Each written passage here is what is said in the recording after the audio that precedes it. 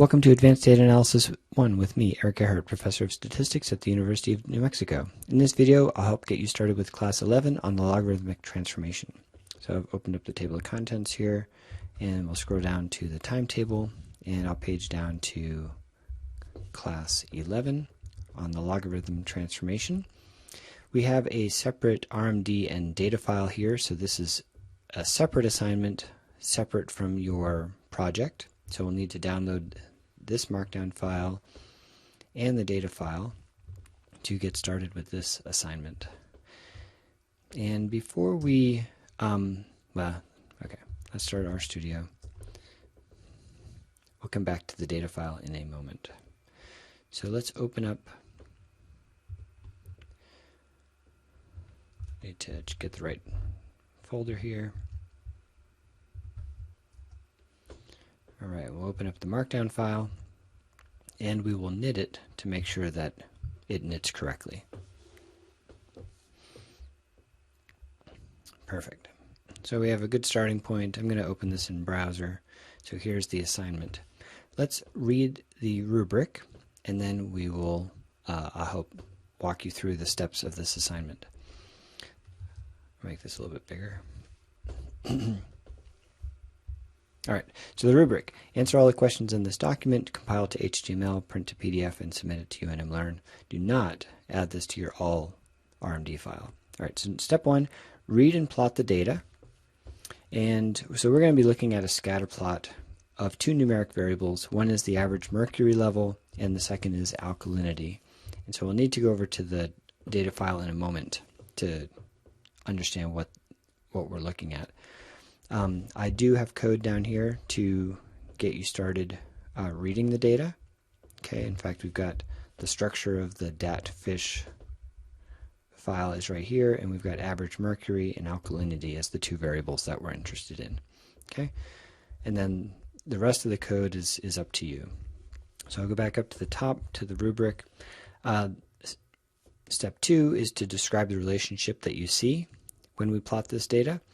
Third, we want to determine the appropriate transformation on either or both the x and y variables in order to have a straight line linear relationship. And what I'll recommend here is we've made a plot up here of a scatter plot of these two variables. I recommend creating 3 more plots. One of them where you log the x variable, the second where you log the y variable, and a third where you log both of them, so that you'll effectively have 4 plots. You'll have your original scale and then these sets of log scales. And after you view each of those, I want you to choose which one, in your view, that is best described by a straight line. Okay? And then describe it in a sentence. So choose it and then say why. Why do you think this one is the best? The last step here is to interpret the slope on the transformed scale. So that's going to require, as we did in the last week, to fit a linear regression with the appropriate scaled version of the variables, okay, and then interpret that slope. Okay, so that is the assignment for today.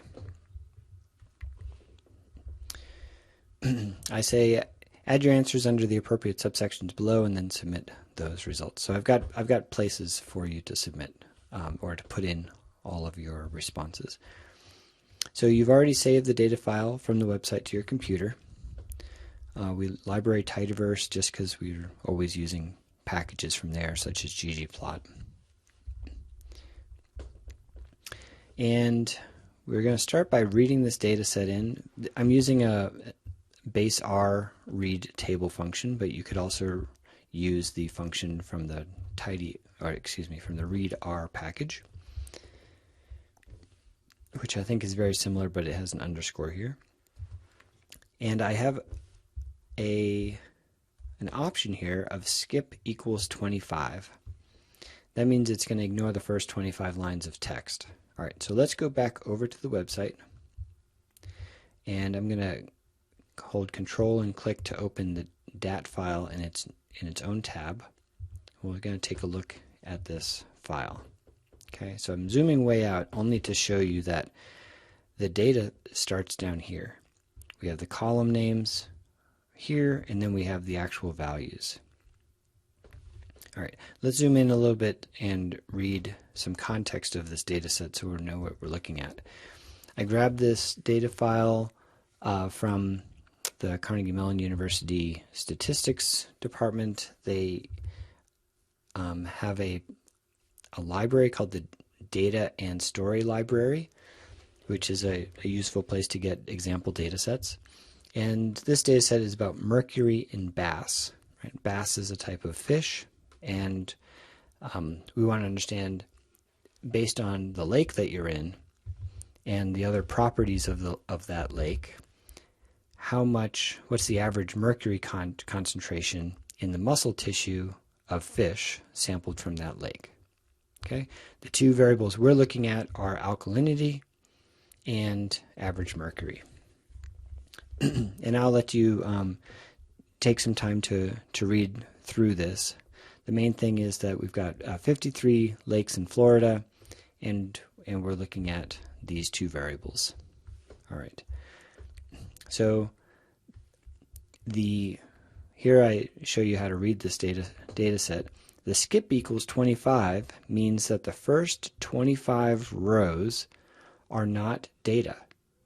And so we want to skip over those first 25. Line 26 is where the header line is, and line 27 is the first line of data. That's where I want to start reading. And then we read that all the way down to the bottom.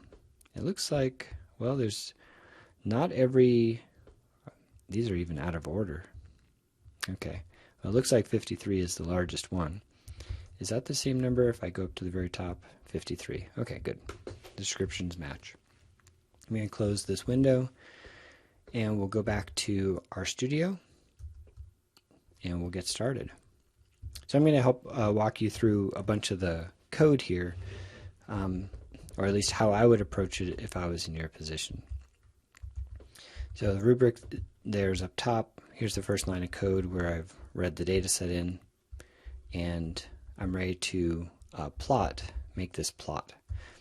Now, the first thing I'm going to do, because I'm going to start writing code in this editor window and submit that code down here to the console, is I want to be able to run these commands and make it work. And in particular, I need to know where this data set is. So the first step, I'm going to do session set working directory to source file location. That runs a command set working directory and puts the folder in there that so that we can find the data. All right, I'm going to make the plot window a little bit bigger because I'm about to make a plot.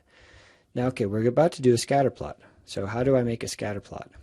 I almost never write code from scratch, even though I'm capable of doing it. It's much easier for me to go find an example. And let's grab the example from the assignment that we've been working on. And I know, well, okay, we'll scroll down to the section. If I scroll down, graphing and tabulating, plotting bivariate, numeric response, scatter plot. Okay, I'm going to click here. And here is, let's see if there's one that's better. Of these two, I'll grab this one. And bring it over to RStudio. Insert a code chunk here. Control-Alt-I to insert a code chunk. That's also from up here, code, insert chunk, and then paste. And now I've got a starting place for my plot. I know the data set is datfish, so that is the first argument in the ggplot line of code. The x variable is average mercury. The y variable is alkalinity.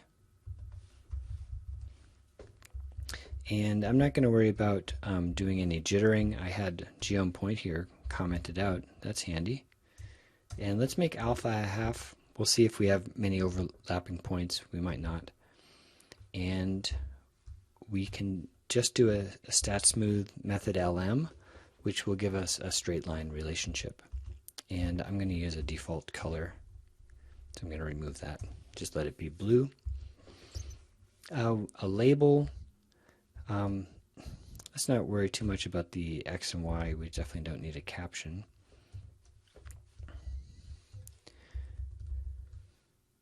X and Y might actually be handy because we're going to take log scale. So here, why don't we make average. In fact, let's go over back to the website and open up that data set again. And the average mercury was average mercury concentration. Boy, that is a beautiful x-axis label. It's a little too wordy. Let's just do average mercury concentration. Move that over here for the x-axis. And y-axis is alkalinity. Let's see if there's a better... Oh, you know what? I like having the units in there.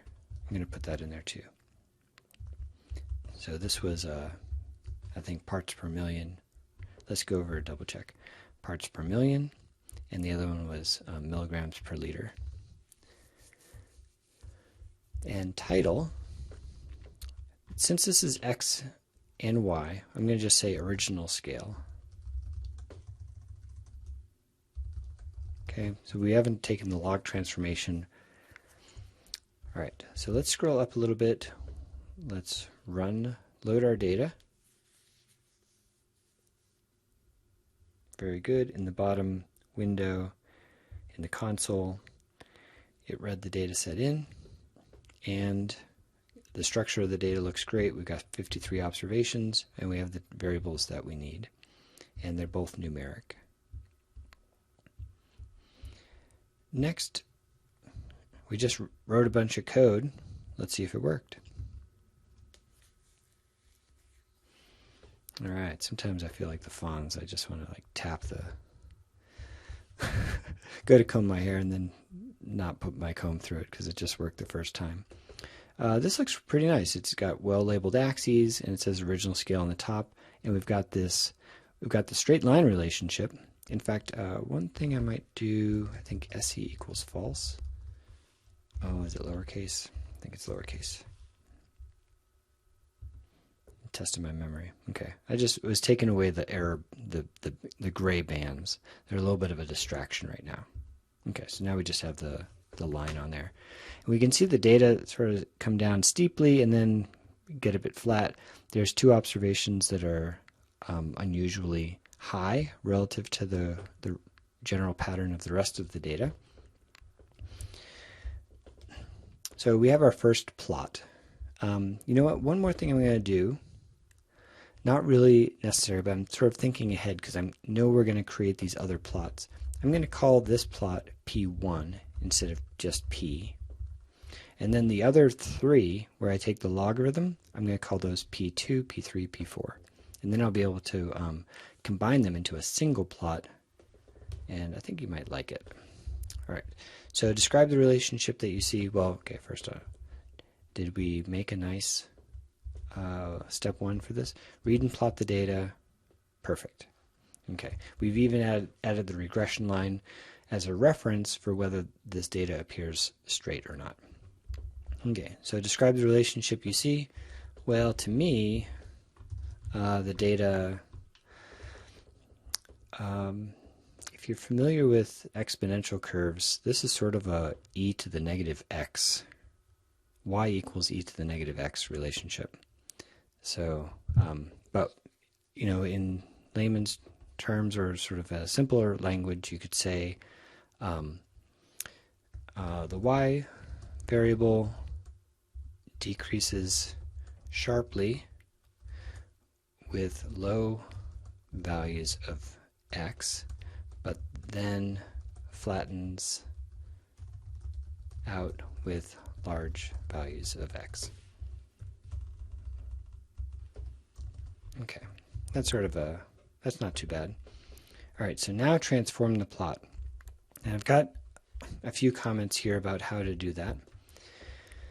And there are two ways to do this.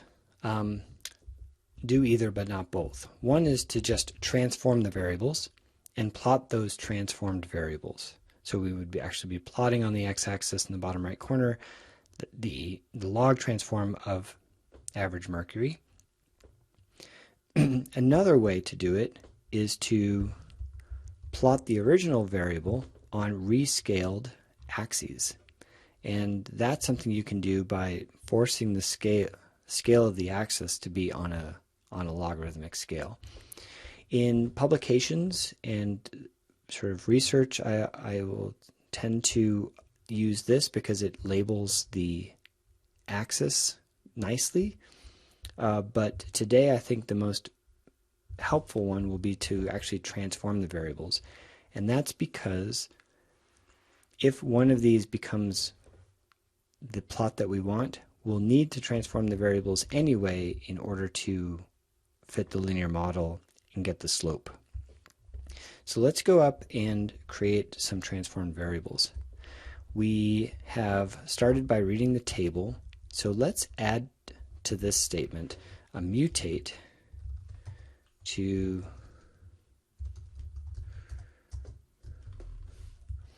create some new variables.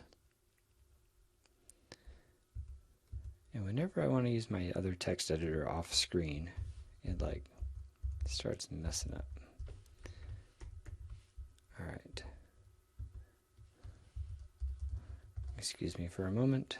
Let's see if I can get this to behave. I've already written a little bit of code that would be helpful. That's all. I just don't want to redo something.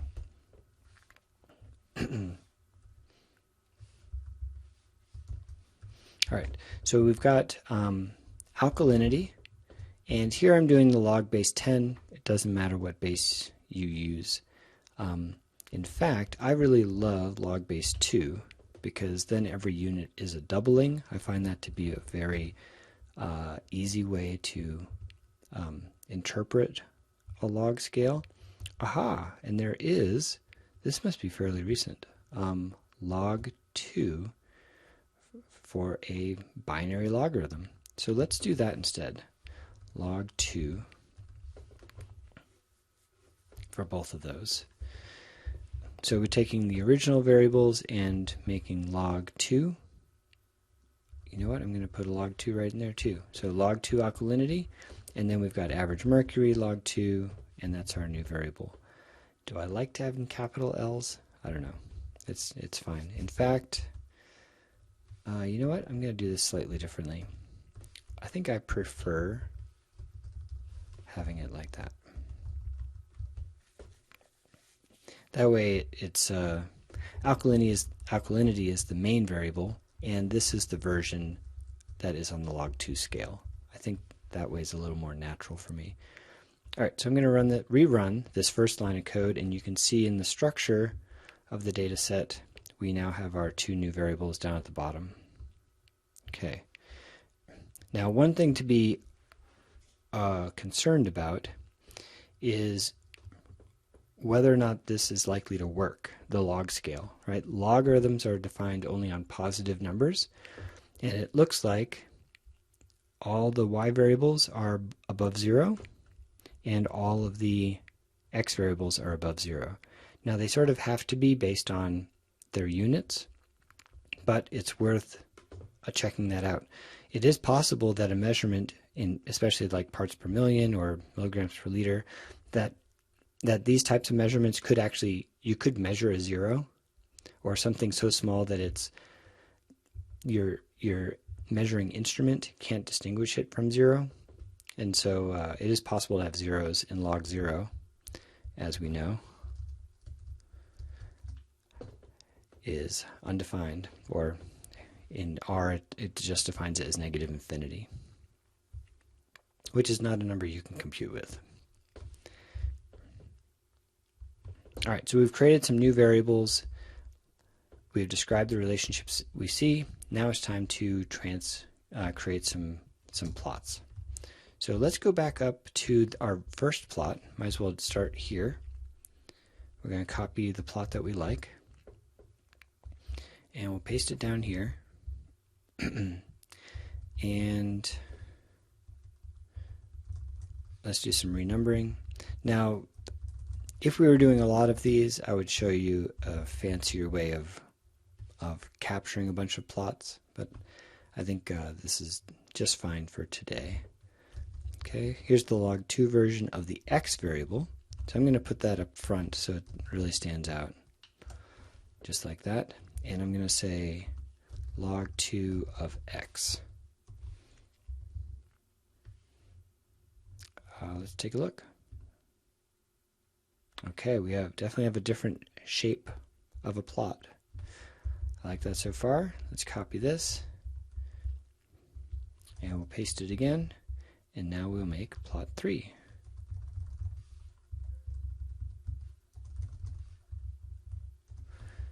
And this time, let's do log2 of the y variable.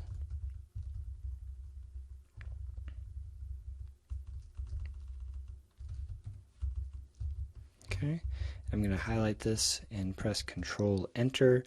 You can also do run selection, run selected lines, Control Enter. Okay, there's log y. Okay, that looks a bit different in the bottom right.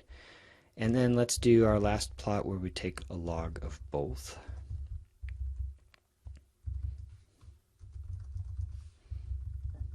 And then I'm going to show you how to create one single plot with 4 panels with all of these plots together. Alright, so we've got x and y, and there, and there. We'll run this piece of code. There's log of both. Okay, we have a little bit of a long title here. It's in a tiny window, so that's the main issue there. Alright. we're ready. We can knit this and we'd have 4 plots. We don't need to do this additional step, but I want to show you some layout.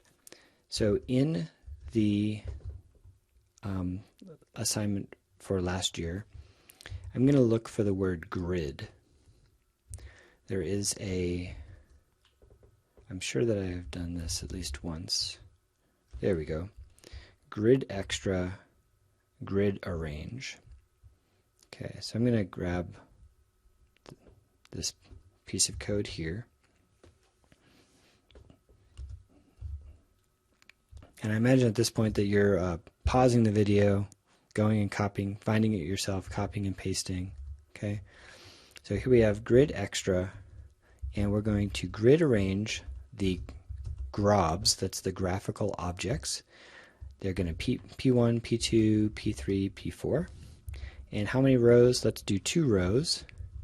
And we don't really need a title on the top, but you could have a title on the top. And I'm going to make this plot area, well, it's okay. Let's highlight this and run it.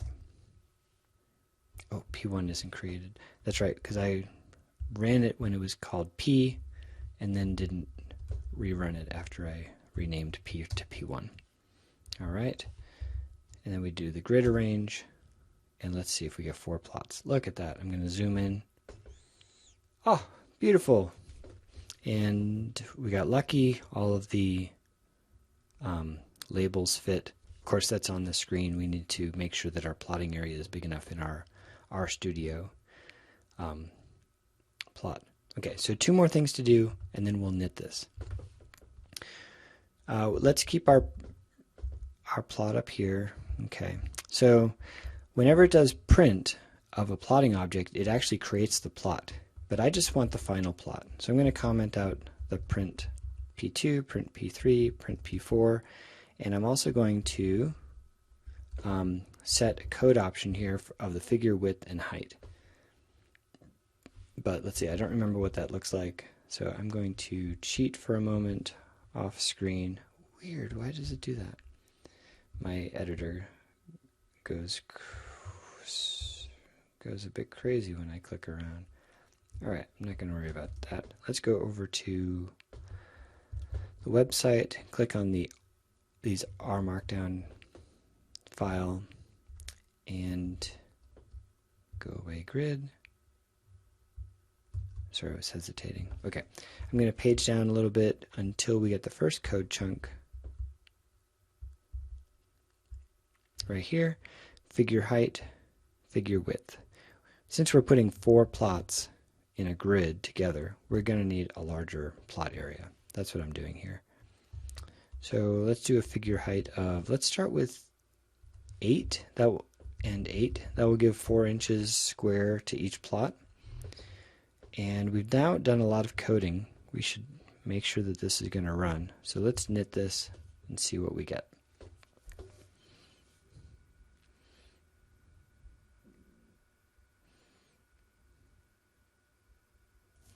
Alright, let's open this in the browser. Probably already have it open over there, but alright, we'll scroll down.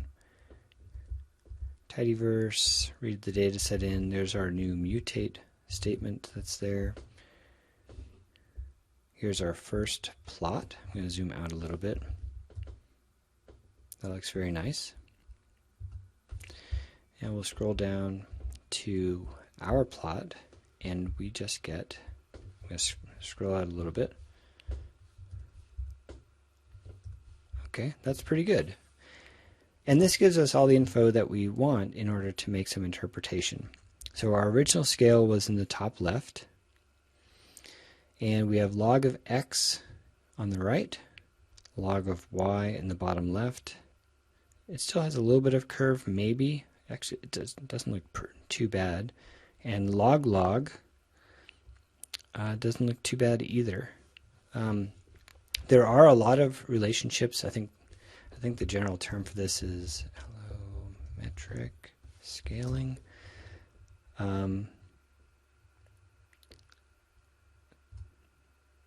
Okay, well this is a very specific case of this, but there's lots of relationships that sort of have this curve, a bit like a letter L, and in some of those cases, when the data are spread out in the y direction, meaning there's sort of a clump down near 0 and then have a long right tail, and then same thing in the x, there's a clump down near 0 and then spread out very few values that are extreme in the x direction, then log often fixes that. And I would say log is probably a defendable plot here. Looks just fine.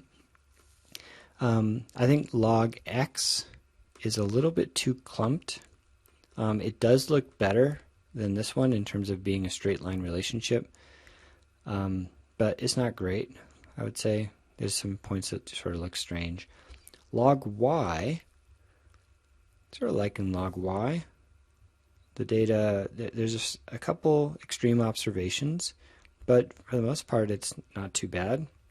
So I think either maybe one of these two at the bottom are a good choice for a scaling for this assignment. Let's go over and, well, we can scroll up and look at the rubric. I'll make it big again. Okay, number 3, determine the appropriate transformation. So make some plots. We did that. Choose the one that you like, and then describe what makes this one the best choice. And I would say that there's, maybe one of these two is a good choice here. How would I write that? Let's see. I've got some space below the plot. So I choose sort of x and log y. I choose that scale for the plot. Yeah, if you put something in dollar signs, it will interpret everything inside as an equation, and it will use syntax based on LaTeX. LaTeX math.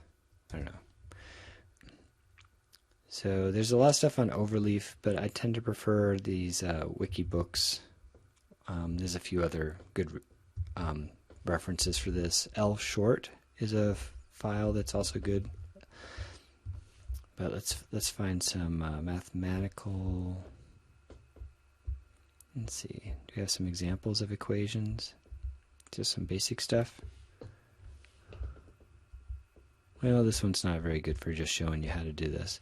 It does show you sort of how to use some of these functions. Each of these equations on the left you'd put inside a set of dollar signs, and then it would appear as the equation on the right. And you can typeset any equation in this way, and it's going to look beautiful. Okay? So if you're sort of a math geek or you just love typesetting like I do, then LaTeX, you can fall into the LaTeX hole and enjoy your stay. All right, anyway.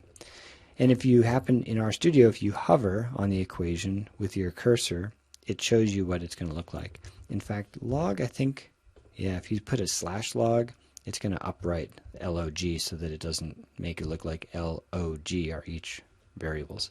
All right, so I choose that scale for the plot. Sorry for all these little tangents. My plan is not to waste your time or just to show off that I know stuff. I hope that some of these things are going to resonate with some of you in the class, and not everything I say is for everyone. All right, so I choose this scale for the plot. Let's just put this down here. I think it was P3. Yeah. So here's the plot. The reason I like it is because the points seem to be randomly scattered following the line and are roughly equally spaced above and below with no with no big clumps of points or something. So the clumps of points, let's see if we can find this class again. Let's see. So in the top right plot with the log x, like all these points are sort of crammed down in the bottom right, and then the rest of the points are really spread out in the upper left. That's not a very good relationship. The plot in the bottom right, log, there's a lot more points sort of clumped on the right than on the left. That's going to give these points on the left more leverage. And these 3 points here help explain why this regression line is tilted down on this. It probably would be steeper and going up here somewhere if these 3 points weren't pulling the line down. But the same thing could be said for over here. Maybe this point up here has higher leverage, So there's no ideal plot. In fact, there are probably other transformations that could work better. Maybe a square root, maybe an inverse. We're just looking at one possible transformation. All right, let's go look at the rubric again and see what else we have to do. Interpret the slope on the transformed scale. All right, so we chose at least in this video, the scale where we took the log of the y variable. Quite honestly, any of these plots would be fine, provided you can describe why that is the best choice. Okay, I'm just giving you one example. All right, so I'm going to go now to. I got too many windows open. I'm just going to close all these windows, and then at the website we'll open up our previous assignment where we did linear regression, and I'm going to grab the code for linear regression.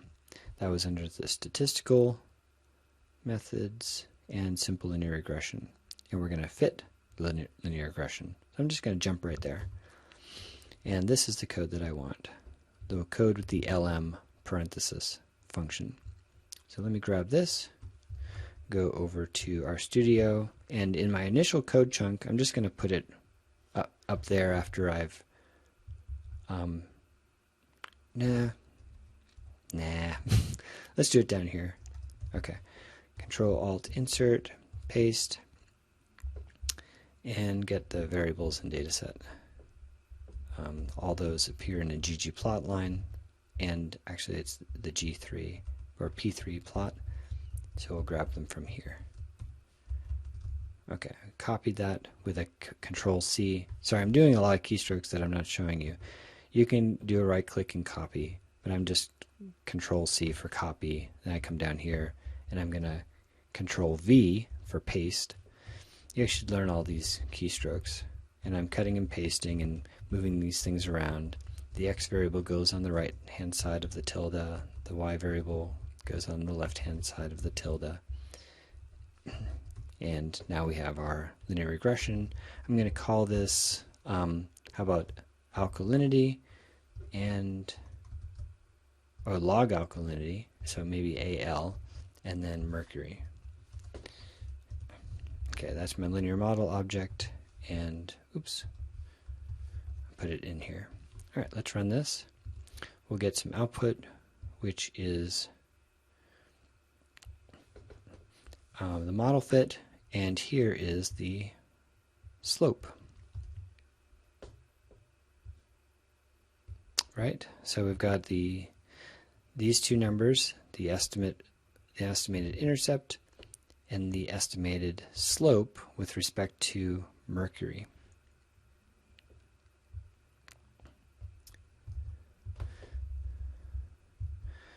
All right, there is a way to, of course, to get this value into a sentence, but let's write a sentence first and then I'll spend another minute to do the extra thing. So for each, I give you a sort of a starting template, I think. If I scroll up to the top of the rubric, where the rubric is, for each unit increase in X. All right, let's just start with this example. Okay. For each unit increase in X, and I'll just say alkalinity. Oh, sorry, mercury. So average mercury.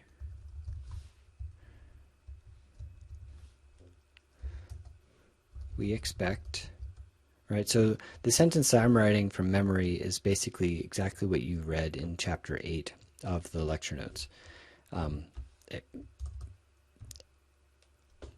The words may be slightly different, but the meaning will be the same. So for each unit increase in X, so as X increases one whole unit in, so that's basically like going from 0 to 1. It's a very big increase in this case. If this was, if I was working on this for a research project or something and I was writing this for a journal, because a 1 unit increase is basically the entire range of the data, I would probably interpret this in terms of tenths or something like that. So I'd sort of maybe rescale my interpretation to be tenths so that you sort of have a finer resolution of thinking about it. But for this is just fine. For each unit increase in X, so that is a ppm, we expect there's my slope number, and I'll put it in dollar signs so that the minus sign appears like a minus instead of a short hyphen. We expect a negative 3.3 increase, that is a decrease of 3.3681 in the log 2 of alkalinity. So that is basically log 2 of mg by L, period.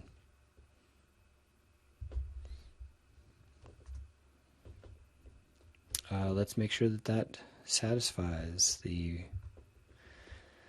rubric, and then we'll be done. Oh, then I'll stick around for just another couple minutes and I'll show you how to get this number automatically. All right, interpret the slope on the transform scale. Great. So I page down and it doesn't fit on there, so I'm I'm going to open it in browser and go to the bottom. For each unit increase in x, we expect, see how this minus sign is wide? That's because I put it in as an equation and interpreted the hyphen as a minus sign. We expect a negative increase in the log 2 of alkalinity.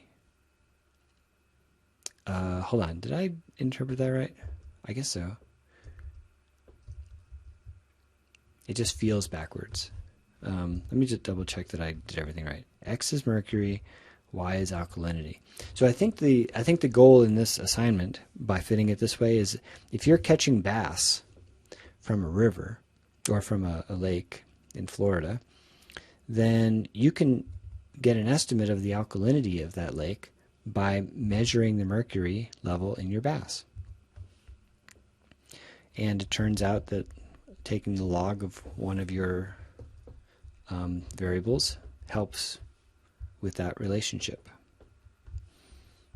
Okay, so last part for those of you with extended attention spans, we need to find the R object that has this slope in it, and then we'll put the code in there to replace this number with that.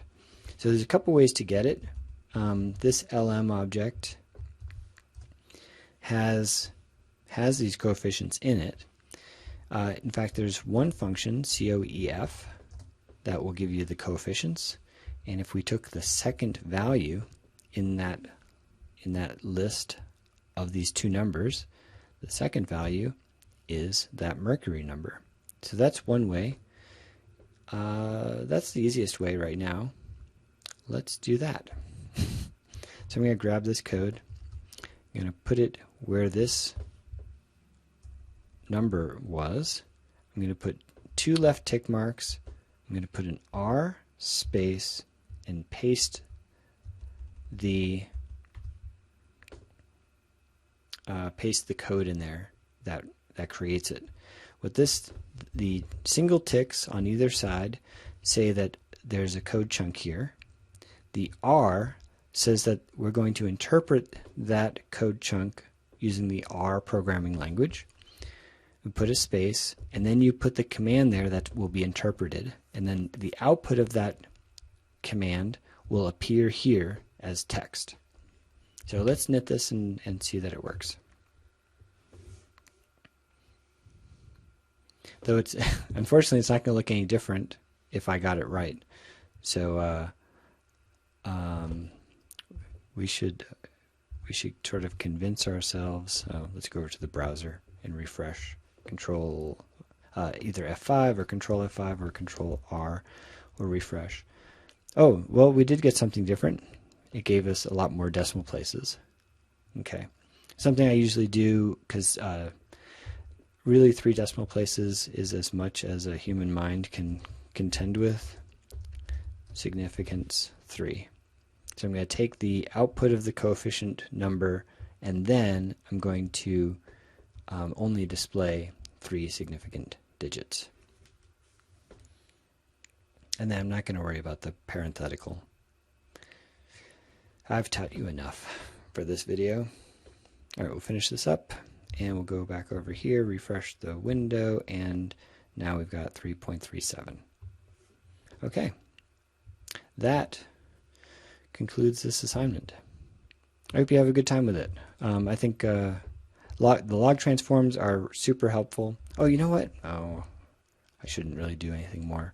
But I did talk about this alternative way of displaying the scales, and I should at least do one of those to show an example. So let's take the one that the version that we like for this assignment. Okay, and I'm going to make its own code chunk down here at the bottom. I don't intend to turn this assignment in. And what the heck, I'll make this 3A. Okay. The thing I'm going to do is, instead of doing the log version of the variable y, I'm going to go up, page up, and grab the code that I provided somewhere. Here we go. Oh, you know what? I think ggplot does not have a log 2. Anyway, let's take a look at its log 10. The plot will actually look the same, it's just that the scale will be different. At least ggplot didn't have log base 2 the last I looked. Let's look for scale y log 10. Okay, so it's just that log, and I don't think it has a way of specifying, looking at the top right window up here, I don't think it has a way of specifying the base of the logarithm. So there's these log 10 versions. There's no reason to really to do log 2 or log 10 or they're all just fine. On the log scale, they show the same relationships. The only difference between the logs is a constant that's multiplied by the log scale. Anyway, I'm scrolling through a bunch of stuff that I'm not going to find. Okay. Anyway, let's run that piece of code near the bottom to show you what. So here on the y-axis, you can see, okay, so the label now is wrong. It's supposed to be log 10. But you can see there's a 1 down here, a 10 here, and a 100. And we may need to look at the original plot just as a comparison. But probably on the original plot, we also have a 1, a 10, and a 100. But, of course, the 1 and the 10 are close together, and then the 100 is where it should be, way up high. But in the log scale, at least the log 10 scale, each unit distance is 10, right? So that's the same distance from 1 to 10 as it is from 10 to 100 or 100 to 1,000. Every power of 10 is the same distance. Okay, so I really like this version, though I wish ggplot also had it for log 2, because you have the original values labels right on the axis instead of having to somehow do that transformation in your head. If I show you P3 and zoom, well, this is log 2. It's not going to be the same. Anyway, okay, that's everything I wanted to talk about. Have fun with the assignment.